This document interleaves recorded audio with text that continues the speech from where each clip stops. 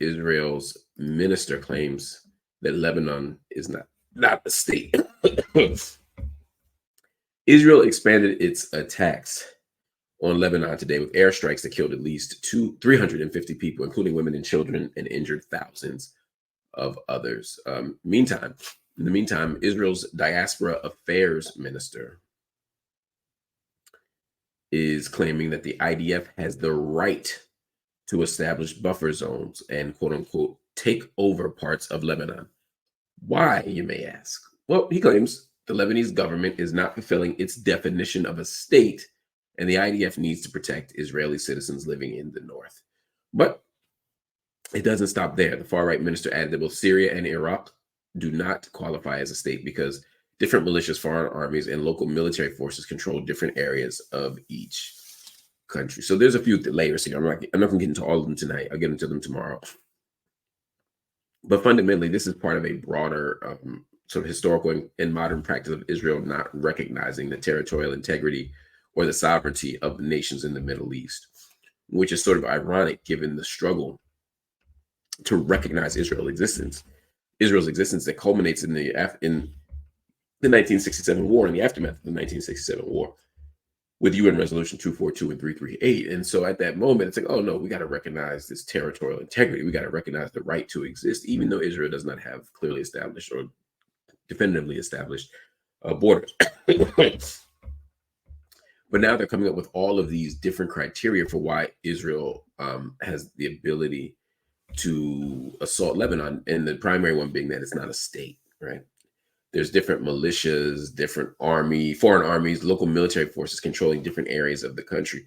Well, if I were to accept Israel's argument that all of Eretz Israel is theirs, right, which is the right-wing Israeli argument, that's the mainstream at this point Zionist argument, that's the point of the nation-state law.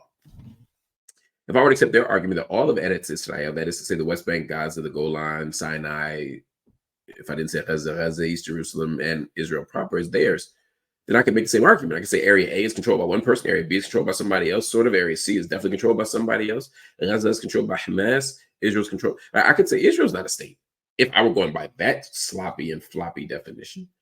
But none of us would accept that criteria.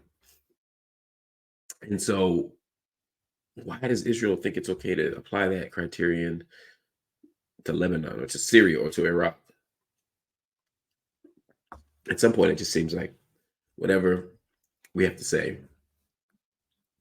to make this work. And by this, I'm referring specifically to the imperial invasion of these countries, the occupation, all the things that are happening in the geographic and political Middle East, but specifically in the Levant, and more specifically at this point in Lebanon, although Syria is very close. So just something to think about as we talk. I appreciate y'all so much. I'm going to take. I got a couple more really quick points I want to make. Now, I'm going to take my own advice, or take your advice, and get some rest.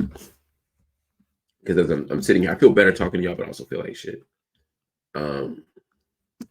So the other question is, can you just kill people because they aren't technically a state? No, you can't kill people because they're not a state. But the argument would be that as a non-state, there are different rules, right? There are rules of war, there are rules of engagement when you're engaging another nation state. But if you can frame it as just a vague, ambiguous plot of land, and these are militia forces, or these are insurgents, or these are whoever, they're not a foreign government, they're not a foreign military, then there's a different set of requirements for how you intervene, for how you interject, for how you attack, for how you protect, for how you warn.